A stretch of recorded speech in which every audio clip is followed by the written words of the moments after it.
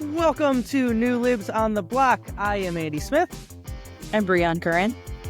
I'm Kristi Pursell.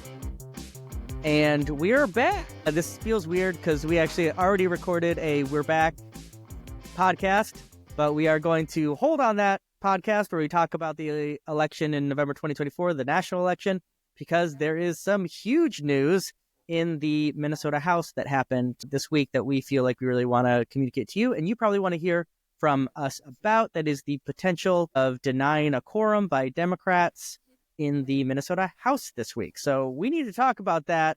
Brion, Kristi, real quick, how you doing before we get into this? Holding on for dear life. Yeah, same, but I mean, feeling good about the work, right? The work's still there and we got to do it. Yeah, absolutely. So first thing we need to do is just catch you all up on what has happened since the election, because like most people, you probably voted, you watched the returns, and then you thought, all right, I'll think about this in the new year, or maybe I'll never think about this again, depending on who you are. You're listening to our podcast, you're a political junkie, but you might not have been plugged in for a lot of stuff that happened. The basics of the Minnesota House in November 2024, the Minnesota voters selected a divided legislature. 67 Republicans were elected to the Minnesota House of Representatives, 67 Democrats were elected. Even numbers without either side having a majority. It's extremely rare. This is only the second time in state history this has happened. It happened in the election of 1978 and took place over the 79 and 80 session. It's quite contentious. And so immediately the leaders of our two caucuses wanted to do it differently this time around and didn't have a lot of guideposts, and we're working on something that's called a power sharing agreement. I'm going to pass this off to Brion. What does that mean? How is it going after that election in November? Yeah, so like you said, Minnesotans collectively sent 67 Republicans and 67 Democrats to the House of Representatives in Minnesota. The plan has been to have equal power sharing. That means co-speakerships, so that each speaker from each party would have the opportunity to preside over session, alternating. The other aspect to this is the committee structure and co-chairs of committees. So those committees would be run by one chair on a certain day and a different chair on another day, each having discretion over what the hearings look like for that day. I'll also throw in that a difference that I believe is a positive one for Minnesotans in this new committee structure is that there are equal members assigned to every single committee. So for a vote to get out of that committee, there has to be a true majority or consensus among the committee members to pass that bill out of committee and onto the floor. And how are those negotiations going? We should say that they were progressing pretty well, right? And Yeah. I want to just jump in and clarify that, that was actually agreed upon. So sometimes there is this there was discussion about this or that. No, that was actually agreed upon by the two speaker designates and were made public. The committee lists all of them. Yes, we had committees with equal numbers of Republicans, Democrats. We had co-chairs. We had chairs that were one from each party, and all that was announced. We knew our rosters. All three of us could recite off the top of our heads what committees we were ready for. There was a schedule of each week. So this is progressing as well as can be expected in this unique area to have power sharing in the Minnesota House. This all changed in December for a couple of reasons. Mostly, it is because of court cases. There were two big court cases that happened in December. One is still ongoing as we sit here on January 7th that raised some questions about what this was going to look like. The first was one of our colleagues who actually we have all served with, Brad Tapke. He's in 54A, District 54A, which is Shakopee and surrounding areas. An exceedingly close election. He won by 14 votes. If you ever think your vote doesn't matter, or that door knocking doesn't matter, or texting your friend who lives next door who doesn't always vote doesn't matter, it does. This election was decided by 14 votes. And in the mandatory recount that Minnesota law requires for something that close, it came out that 20 ballots were lost in the process of counting. Now, there's a lot of different information about how that happened. I don't want to wade into that. the court is weighing into that. But in this court case, we have beyond a reasonable doubt know who these 20 people were. And in that court case, 6 people under oath said that they voted on that day for Brad Tapke, which mathematically means no matter what those other 14 lost ballots said, he had more votes than his opponent to become the representative, right? So that's really important. Keep that in your mind because that happened and is still happening. That court case is still pending here upcoming in January. The second thing is a residency challenge in a district very close to Brion's. We had a candidate who the court ruled did not meet the candidacy requirement to be on the ballot. Now, this is District 40B. His name is Curtis Johnson. He ran a campaign, talked to the voters, and won by over 7,500 votes. So it was a very big, that's 30-point margin in that district. Big victory. And we should say that we were surprised by that court ruling that he didn't meet those residency standards. I still think he did. He lives in that district, but we're the party of law and order. So Curtis said, I will abide by that ruling. I will not be seated as a member of the Minnesota House in this district, which means a special election is now been called by the governor for January 28th to fill that seat.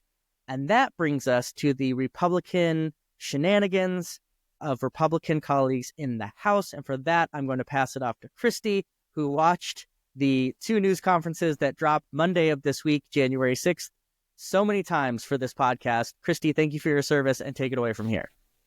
You're welcome. And I was at one of them in person, as was Brion. But it was interesting to go back and listen to them and then sort of figure out which pieces were most relevant to try and include here for our listeners. So the timeline went, the Republican press conference happened at 12:15 on Monday, January 6th. The Democratic press conference happened at 1:15, which I think really was an advantage because we got to hear the Republicans talked about that was their press conference to lay out their policy agenda for 2025. And of course, most of the discussion was around what if Democrats don't show up and why are you calling Harry Niska the majority leader and, like what's going to happen. So it was interesting then to have a chance to go after those, and our Speaker designate, Melissa Hortman, who has been Speaker of the House for many years, and our former majority leader, now DFL floor leader, Jamie Long, speak to this. They're both lawyers. They both have a lot of experience in this line of work. Melissa Hortman has been a member for 20 years. She's been the presiding officer for, the last 6 or 8 longest serving female Speaker of the House in Minnesota history. But besides their experience, they are both lawyers. And that really it was really the 1-2 punch of those 2 folks. It was quite a different tone, I think, at the press conference from the Democrats. The press conference with the Republicans, of course, were biased here, but they seemed quite glib. And this is a really serious matter. This is the people of Minnesota sending a tie, and then it's sure looking like Republicans want to steal that election and take that undue one-person temporary advantage until hopefully our candidate David Gottfried can win in that 40B election, and then we're back to a tie. And for them to take that 2-week advantage and stretch it out to 2 years is wrong. It's just wrong. And so we want to be Democrats who do something and not let that happen. It was especially Majority Leader Long, DFL floor leader Long, brings up correctly the irony of these press conferences happening on January 6th. And this is the 4-year anniversary of when there was a violent insurrection at the House of Representatives in the state capitol in Washington, D.C. We also had people come to the state capitol in Minnesota, go to some representatives' homes as well. And so for the Republicans to be saying out loud, this is what we're going to do. We're not going to seat Brad Tapke, who won his election. That was the will of the people. And instead, they want to disenfranchise almost 21,000 voters and throughout that election. Versus 2 years ago, we seated one of their members who won by 15 votes. And for them to suddenly now not feel like seating a member of ours that won by almost that same exact number, but in reverse. The hypocrisy is very evident and is really disappointing. And the three of us, all 67 of us Democrats, we want to go to work next week on January 14th for the first day being sworn in with all the pomp and circumstance in the chamber and with our families. But if we can't do that, and if we have to do a walkout to save this power grab from happening, to protect the will of the voters of Minnesota, we're willing to do that. Yeah, let me just back up to make sure this is crystal clear, because we've been living in these waters for like the last 72 hours. So we might be skipping some steps I want to make sure people are following. What the Republicans did is proclaimed that they are the majority in the Minnesota House now because of what happened in the Curtis Johnson case. That sounds like a legislative gobbledygook if you haven't been in our chamber for a long time. But what that means is they can elect a speaker of their choice, which would be a Republican. And the office of the speakership is not just the person who sits in the front row when we are in the chamber. That person determines who is on committees, who are chairs, what bills can be brought to the floor, and a bill cannot become a law unless it is brought to the floor in the House of Representatives. So if the Republicans are able to be this phantom majority, meaning they're not really a majority, but they're claiming it, they will have control of every single bill that will originate and be passed in the House of Representatives for the next 2 years until another election. And I'll be crystal clear again about our position that that is not just against the spirit of elections, although it is, not just against the will of the people, although it is not the correct and legal way of the House of Representatives being, or I should say just existing. So a couple of very nerdy references that I think are important for discussion. First, Section 2.021 in the Minnesota statute states clearly that there are 134 members in the Minnesota House of Representatives. So what that means, the Minnesota House of Representatives is not like your YMCA pickup basketball, where whoever's in the gym, you're going to get together and you're going to play a game. It could be 4-on-4, it could be 1-on-1, could be 5-on-5, whatever. It's just whoever's in the gym at the time. The House of Representatives is not like that. It's not just whoever's in here at the moment. That's what the House of Representatives is. It's much more like the NBA or a professional basketball game. There's contracts. There's rules about who can play and who can't and why they can't. And that's what we have to abide by. And if the Minnesota House is 134 members, a majority has to be 68 people. That's the definition of majority. And there is not 68 people of one caucus. There's still 67 Republicans, and for now, only 66 Democrats. So there is not a majority. In the Minnesota Constitution, it states this clearly, that there has to be, one, a majority of the House of Representatives or any legislative body, this is in Article 4 of the Minnesota Constitution, to pass law. Has to be a majority. That's the word that's used. And there has to be a majority for quorum, and what that means is quorum is called when there's enough people here that we can do business. That has to be a majority. So the Republicans don't have a majority, so they can't do either of those two things. And what they do have is a plurality, which these are all seem just like jargony, but they are incredibly important in this moment. So they do have one member more than we do currently because of the special election. And they are threatening to use that one member plurality to then not seat another Democratic representative. And they would love for that to go to a special election, have a special election be called in the Tabke race, even though there was already a recount. There's been a court case. We are still, as of Tuesday, January 7th, waiting on the result of that court case.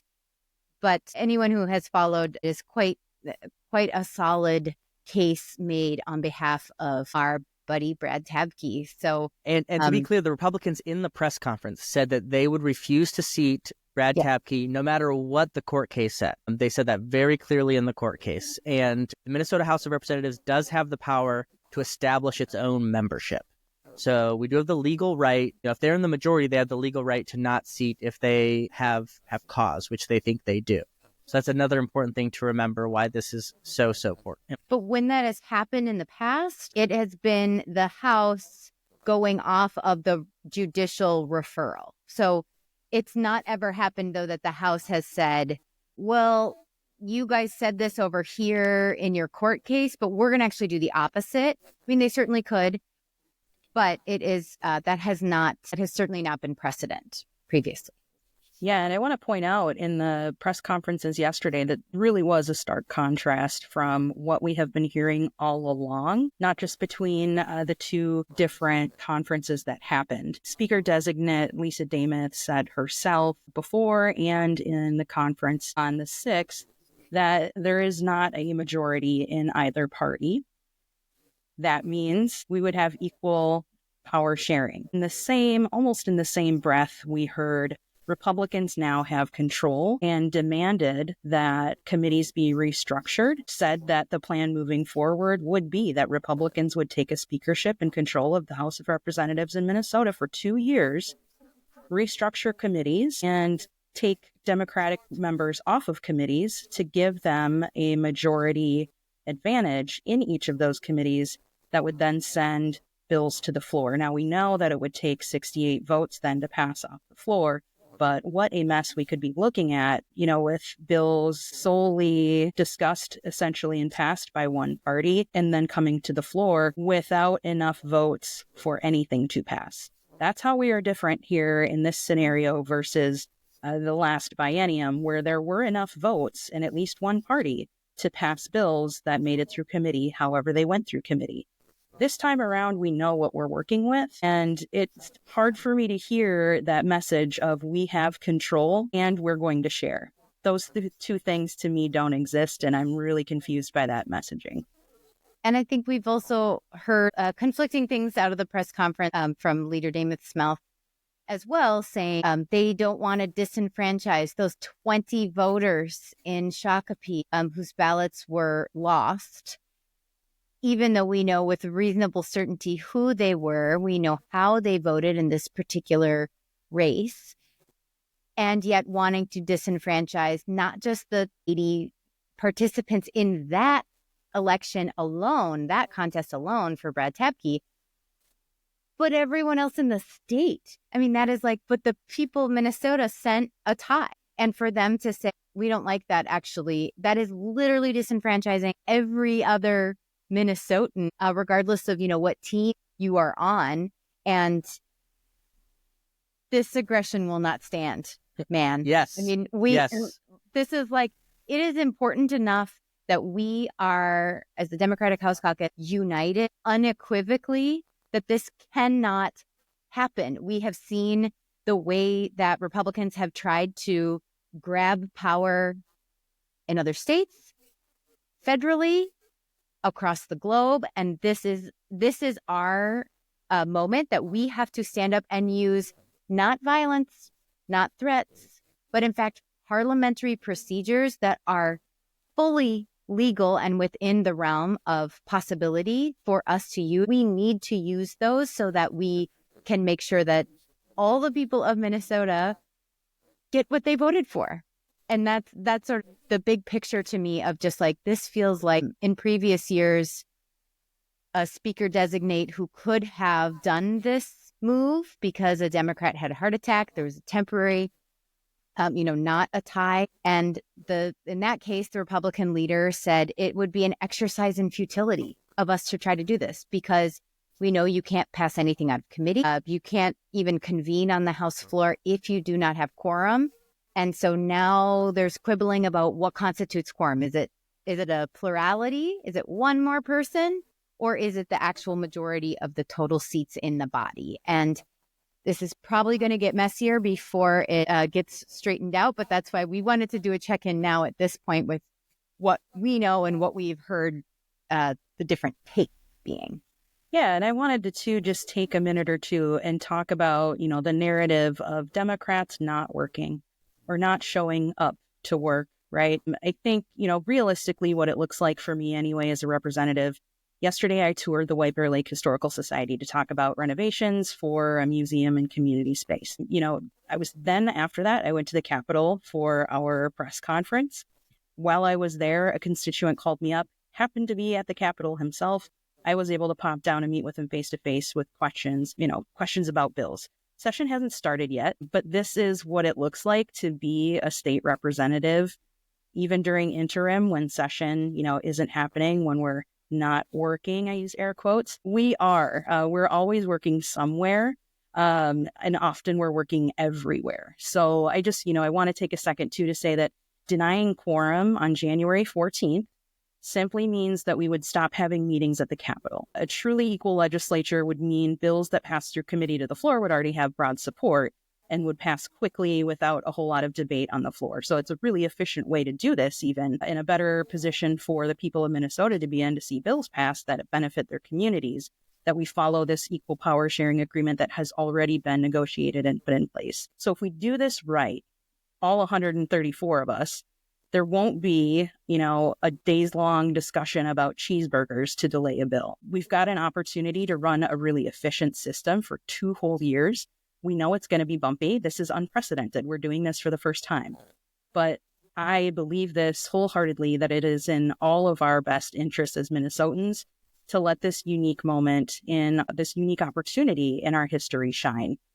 And that only happens with the agreed upon power sharing agreement. And I would actually even go a step further, Brion, I think that was great, and saying that to deny quorum, meaning that we are not going to meet in the chamber in St. Paul next week, unless things change and we get a power sharing agreement, that is doing the work. One of our core duties as representatives in the state of Minnesota, it's part of the oath, is to uphold the Constitution of the United States, the Constitution of the state of Minnesota, and to discharge to the best of our abilities the responsibilities of our office. And if we truly believe, which I do, that the Republicans, by acting in this way, are thwarting the larger will of the people, which, by the way, we weren't super pumped about. I would rather be in the minority than be tied. I'm not going to, pretend that this is an ideal situation. But at the core of all of this is that the people, that is where we get our power, any power that we actually have, and to try to take power outside of those means, power that was not given to you by the people of Minnesota, is wrong, is dangerous, and is something that we should fight. And that's why we're not showing up right now, as things stand, next Wednesday. It is actually to perform our duties of office. I love analogies. Just another one. Imagine if you found out at your place of business that half the people at your small business actually run this business to embezzle money. You found that out, and it was wrong. It was doing incorrect things. The response there is not, well, I'm just going to keep going to work because this is my job. It is that you should stop going to work because that is a bad thing that is happening. You're breaking the law, and you've now been informed of it, and you should tell people about it. Make sure that people know the bad things are happening so that this embezzlement or whatever is going does not continue. That's what we're doing here on this podcast. That's what we're doing when we're talking about this. We're saying this is illegitimate. This is wrong. We are not going to be a part of it. And that is actually doing what we should do in this scenario. And to be clear, we are not accusing anyone of embezzlement. This was an analogy of, when something is clearly in the wrong, needing to have a proper response and counter reaction. Correct. Yeah, I was actually going to use another sports analogy, but I thought 2 sports analogies in one podcast would really get me into hot water with y'all. Fair enough. I think too, we're the new Libs. We're all Democrats, right? But I believe that, regardless of the party of constituents, that all constituents believe that our jobs and my job as their representative is to uphold and defend democracy.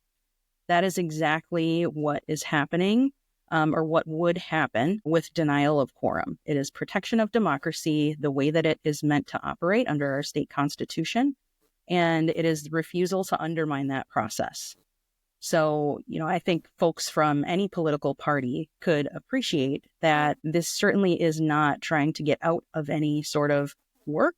The work does continue. It continues just outside of the Capitol, but part of, like Andy was saying, part of this work is protecting the very pillars of our democracy. And that is what we're doing here, preventing a power grab. And not just like democracy for democracy's sake and have this be like kind of nebulous, but like democracy is that we are sent by our voters. We represent our voters. To be in a representative democracy, I don't know, seems a lot better than an oligarchy or some authoritarianism or a monarchy. Like there's lots of different ways that people have organized themselves to try to take care of each other. And we all on this call firmly believe that a democracy and being messy because people are messy and, being imperfect because we're all imperfect, but coming to the table the most representative way that we can in a democracy. And that's what this is. And that's what we're trying to preserve. And especially because who knows, in 2 weeks from now, there'll be a new federal party in power and the MAGA folks there, like who knows what is coming down the line here. And is especially important to us to be protecting our wins and be protecting Minnesotans because we don't know what will be happening from a hostile Trump administration. I think that's a great place to kind of put a pin in what we're saying, but we also wanted to give our listeners a sense of what is being said. We've mentioned these press conferences a couple of times. We know that you are not going to go and watch them. You probably shouldn't. I'm sure you have other things to do. As I said, Kristi has done a great service in splicing together a couple of clips to kind of give us the picture so you can see what our leaders are saying, Democratic leaders, and a couple of things that the Republicans are saying in this clip. You will hear first off from who was the Speaker of the House the last, I believe it's 6 or 8 years before this session, Melissa Hortman, who is now still our leader as a caucus, and then the floor leader, Jamie Long. It's going to be the next voice you hear. And then just towards the end, you'll hear the leader of the Republican caucus, Lisa Dameth, talking out of, in my opinion, both sides of her mouth. But we'll let you decide with this clip. The Minnesota House DFL is here just to be absolutely clear that we will do what it takes to preserve the will of the voters in the Minnesota House of Representatives. In this last election, Minnesotans voted for equal numbers of Democratic and Republican state representatives. Honoring the will of the voters means governing together under power sharing. Minnesotans want Republicans and Democrats to honor the will of the voters. And we would like to get to work right away on a bipartisan basis to tackle the challenges that Minnesotans elected us to address. We have no interest in spending January locked into a partisan gridlock with House Republicans in warfare over what constitutes a majority, when that's pretty clear in Minnesota law. We don't intend to let the Republicans pretend, though, that 67 members is a majority. It is not. What the Republicans are engaged in is an illegitimate power grab, and we're not going to stand by and just let them do it. Democrats are prepared to use all of the parliamentary tactics available to us in the absence of a power sharing agreement on the first day of session. The Minnesota Constitution, Article 4, Section 13 states, a majority of each house constitutes a quorum to transact business. And Minnesota law at Minnesota Statutes 2.021 provides that the Minnesota House is comprised of 134 members. A quorum is 68 members. A majority is 68 members. Neither caucus has a majority. We have to work together to get things done. Well, it's a bit ironic that on January 6th, we're talking once again about stealing an election. But in the Republican press conference, you all asked their intentions with regards to Representative Tapke, and they were very clear that they intend to use a temporary situation where they have a one vote advantage, but not a majority, to kick out a duly elected member. And for those who have followed that case closely, you know that there were 21,980 folks who voted in that election who will be disenfranchised if that election result is overturned. The election margin was 14. There were 20 ballots that were lost. The election administrator testified in that trial that she knew with beyond a reasonable doubt who those 20 individuals were. And we had 6 of those individuals testify that they voted for Representative Tapke, and 6 testified that they voted for his opponent. So there is no mathematical way that his opponent won the election. Representative Tapke won the election based on the evidence that was presented in court. And yet, you heard the Republicans say that they are going to use their advantage to kick out Representative Tapke, try to win a special election, and try to get to a place where they have a majority in the House going forward. We're here to try to work with them, to try to come to the table, to try to have power sharing, which we will have, we know, when we win the special election in late January, and that's the goal. Chief Clerk is the repository of information about how Minnesota calculates quorum. Minnesota law is absolutely clear. We follow the majority rule for calculating quorum, which is a majority of the total number of the members in the body. There is a minority rule, and the U.S. House of Representatives follows the minority approach, but that is not the approach that either the Minnesota House or the Minnesota Senate follow. So they won't have a quorum. I thought it was very interesting when you repeatedly asked her about that. She never did say that they have a quorum. She knows they don't have a quorum. She assumes that we're going to show up. We're not going to show up and have them illegitimately seize power. Democrats will be coming in with 66 members. What that does is that gives us an organizational majority that we fully intend to exercise that right. Now, knowing that there's not a power sharing agreement that's needed because of the fact that we have 67 members, they have 66, there would not be co-chairs needed. There we go. I think that's where we want to leave it. We will update you next week. If something massive happens, maybe we'll do an emergency podcast. This is all unfolding very, very quickly. But also to say we're so glad to be back. Please like and subscribe our podcast. It's kind of weird to end with that, but let people know we started this podcast to try to get information out about what we're doing, why we're doing it, and this is a really great opportunity of why we think this is a valuable resource. So thank you all for listening, and you've heard from the new Libs. Now go out on the block. Bye. Bye.